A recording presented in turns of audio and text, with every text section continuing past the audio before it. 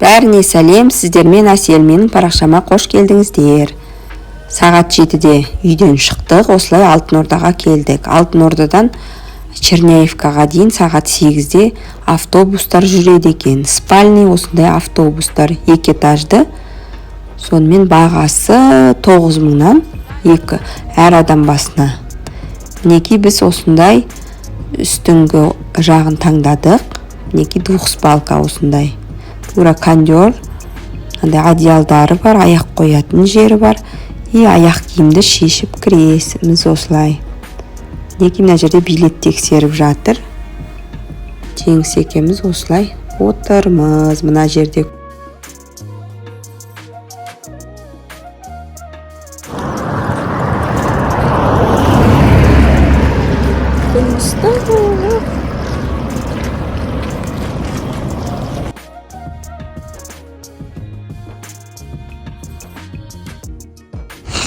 Осы жерден обмен жасадық.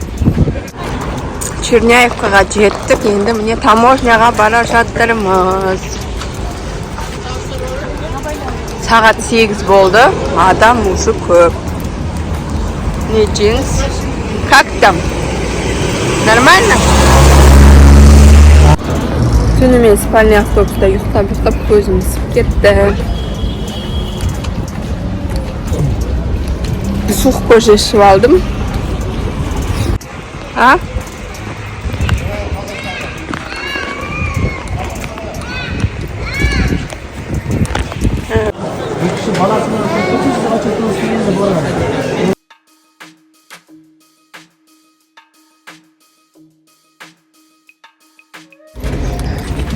Қазақстан таможнясынан өттік, енді Өзбекстан таможнясы кіріп бара жатырмыз. Күн ыстық. Сағат 9 болды. Адам өте көп болды. Паспортныйдан өттік, аман есен.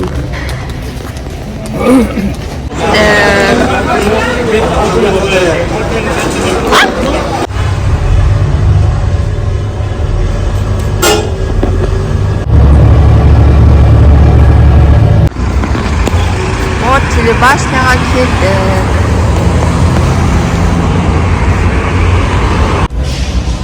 Ал біз Ташкенттеміз, Бешқазанға бара жатырмыз. Телебашня деген жерді көрдік, сол жерде деді.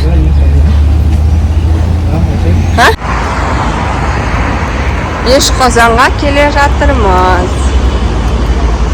Блок центр. Мә, ішіне отырайық. Неге? Ішіне кірейікші, шыдандай немен шығар.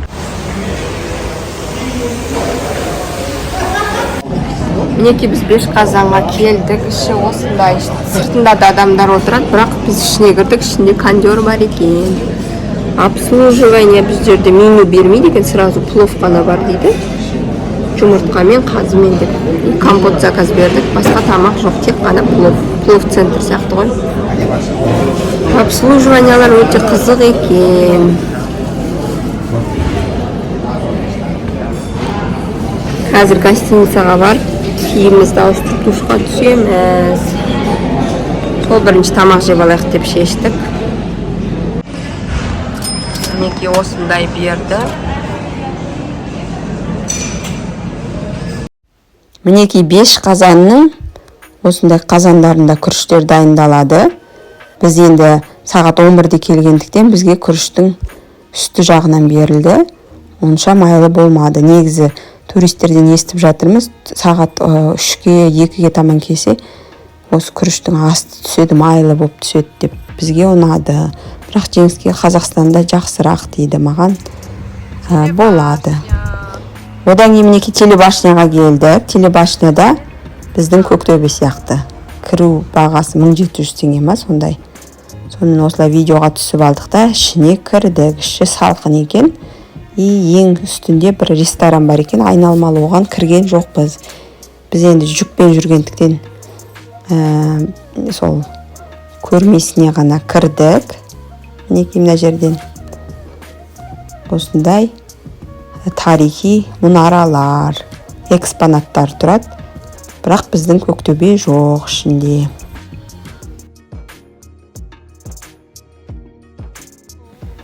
ішінде негізі туристер болды, көбіне Қазақстаннан келген туристер. Бәрі штатив алып бір-бірін түсіріп жүрген адамдар өте көп ішінде. Ішінде кондер бар екен. Бірақ мына коридор ыстық болды. Сонымен осылай көріп шықтық экспонаттарды. Ары қарай жүре берсек, тағы да ескі, мына жерде магнитофон, суреттер, сондай заттар бар екен.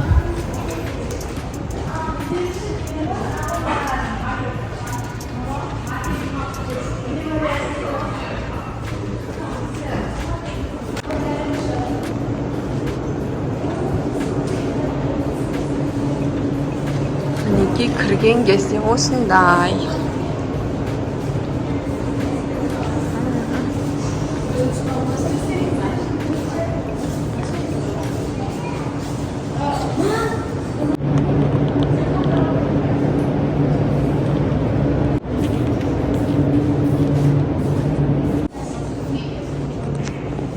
Магнитофондар ма? Магнитолог.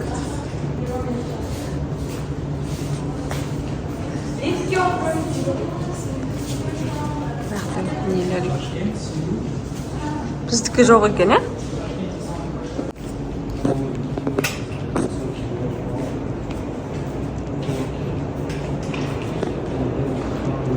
Біздікі де бар шығар осы жерде.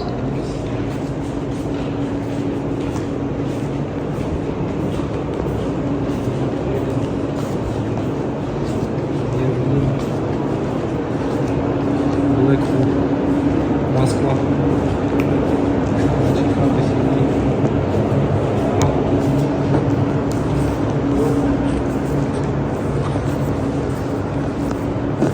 Алтыда сияқты ма?